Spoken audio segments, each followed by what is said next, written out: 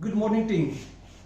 आज हम डिस्कस करेंगे बहुत ही इंपॉर्टेंट टॉपिक पे कि इस लाइन के अंदर हमें अपना करियर बनाना है, हमें एक अच्छे वीएसओ बनना है सक्सेसफुल। तो उसके लिए क्या चीज जरूरी है, क्योंकि जब तक मकान हम बना रहे हैं, नींव हमारी मजबूत नहीं होगी तो हमारा मकान जो है स्ट्रॉन्ग फाउंडेशन नहीं बन सकता है।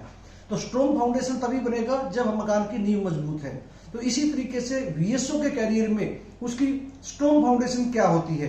उसकी स्ट्रॉन्ग फाउंडेशन होती है उसका डाटा बेस, उसकी डॉक्टर लिस्ट। उसकी डॉक्टर लिस्ट जितनी अच्छी होगी वो उतने ही अच्छे तरीके से जो है फील्ड के अंदर अपना करियर बना सकता है, जल्दी से जल्दी वो प्रमोशन पा सकता है।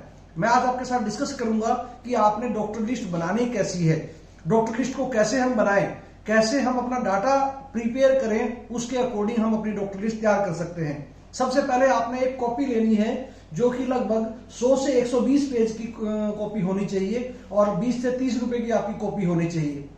इस कॉपी पे सबसे पहले आपने जो है अपना नाम लिखना है कि आपका नाम क्या है, आपका एड्रेस क्या है, उसमें आपका कंपनी का नाम क्या है, आपकी कंपनी का एड्रेस क्या है, साथ साथ आपका कॉन्टैक्ट नंबर क्या है, और सबसे मेन चीज आपका इस साल का गोल क्या है। जब तक आपको गोल, आपका बजट नहीं मालूम होगा या इस साल आपने क्या चीज अचीव करनी है तो आप उसको अचीव नहीं कर पाएंगे।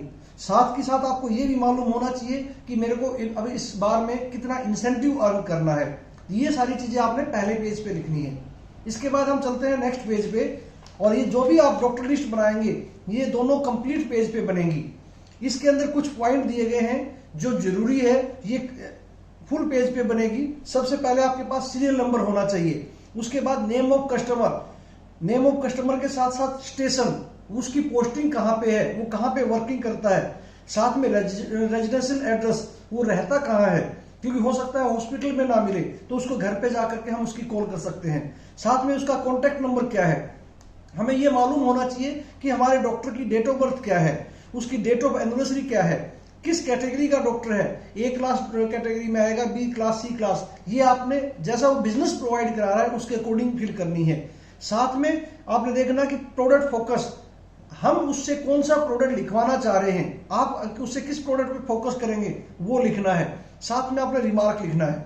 सबसे ऊपर लिखना है डॉक्टर लिस्ट, साथ में रूट नंबर कि ये रूट नंबर 1 पे मेरे ये डॉक्टर्स हैं। जब भी आप लिस्ट बनाएंगे आप कई बार क्या करते हैं, खिचड़ी बना देते हैं, एक के साथ दूसरा, दूसरे साथ तीसरा।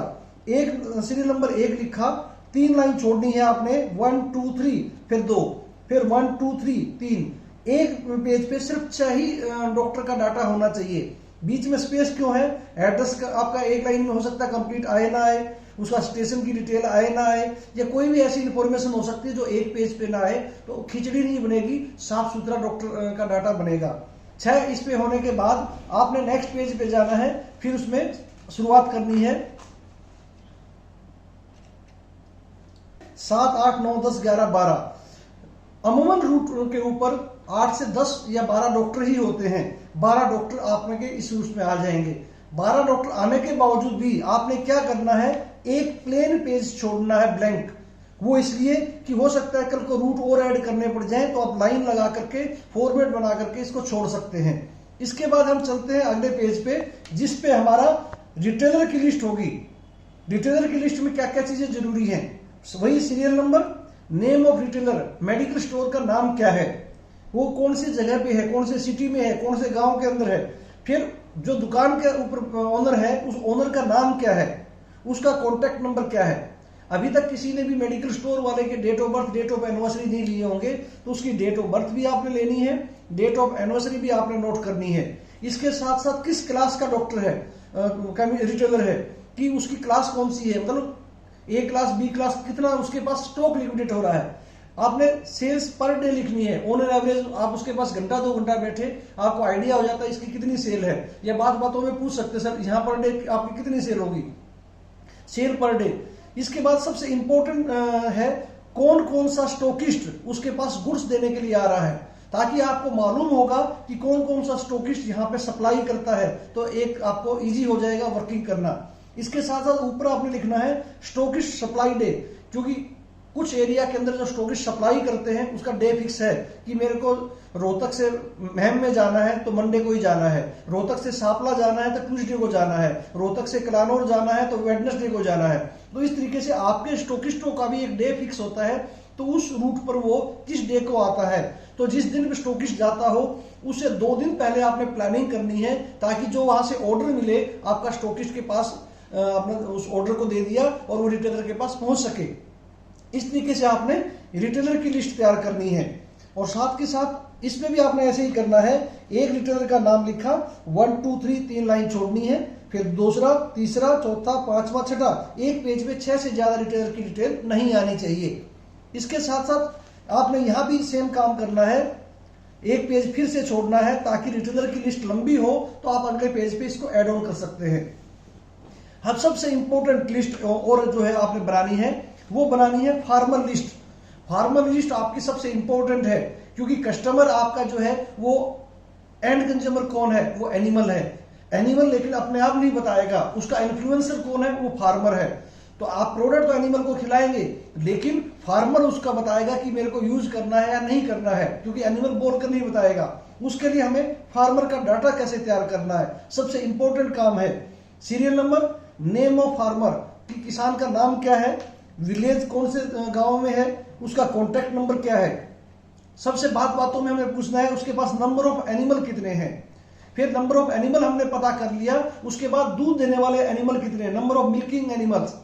फिर वहां पे डॉक्टर कौन विजिट कर रहा है। इससे अगला इंपॉर्टेंट टॉपिक है कि कौन कौन से प्रोडक्ट यूज कर रहे हैं वो अभी। डेयरी के अंदर आप देखोगे, फार्मर के पास देखोगे, हर कोई किसी न किसी कंपनी का प्रोडक्ट यूज कर रहा है। तो आपने 3-4 जो भी ब्रांड हो वो इस लिस्ट लाइन के अंदर लिख लेने हैं कि कौन कौन सा प्रोडक्ट वो यूज कर रहा है, ताकि आपको अपना प्रोडक्ट वहां पे प्लेसिंग करने में आसानी रहे। फिर प्रोडक्ट फोकस, आपने उस कस्टमर के साथ बातचीत करने के बाद कि कौन सा प्रोडक्ट हमारा प्लेस करना है, किस प्रोडक्ट पे आप उसको लेकर के आएंगे, वो आपने वो करना है। क्योंकि सबसे पहले होता है कस्टमर का सुनना। कस्टमर की जब तक आप पूरी बातें नहीं सुनेंगे, फार्मर की बातें नहीं सुनेंगे, वो आपको बताएगा नहीं। हमें कस्टमर को जो है प्रोडक्ट चेपने के लिए नहीं जाना है, हमें जो है कस्टमर की बातों को सुनना है। इन्फ्लुएंसर जो है वो है, उसकी बातों को सुन करके हमें एनालिसिस करना है कि हमारा कौन सा प्रोडक्ट यूज कर सकता है। और इसके बाद रिमार्क, कि हम उसके पास कितनी बार जा चुके हैं, क्या रिस्पॉन्स है। और इसका भी हमने सेम वो करना है कि एक लिखा, फिर 3 लाइन छोड़ी, ताकि उसकी डिटेल जो भी है आराम से फिल कर सकते हैं। फिर 2 3 4 5 6, एक पेज पे 6 फार्मर से ज्यादा का डाटा नहीं होना चाहिए। और इसका इसी तरीके से आप जो है नेक्स्ट पेज छोड़ सकते हैं।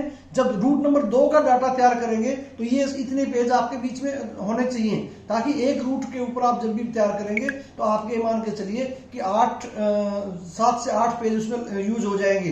तो 8 पेज यूज होते हैं, आपके 12-14 रूट है, तो आपके 100-100 पेज की कॉपी आपकी सफिशिएंट रहेगी।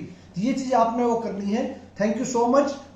आप ये चीजें इस तरीके से तैयार करेंगे तो आप एक अच्छी डॉक्टर लिस्ट तैयार होगी, आपका डाटा तैयार होगा, आप अच्छा इंसेंटिव अर्न कर सकते हैं। इसके साथ साथ आपका वीकली बेसिस पे एनालिसिस कर पाएंगे कि मैं किस डॉक्टर के पास जा रहा हूं, वहां से मेरा क्या बिजनेस आ रहा है, कितने टाइम से मैंने विजिट की है। ये सब आप एनालिसिस तभी कर पाएंगे जब आपके पास एक स्ट्रॉन्ग डाटाबेस होगा।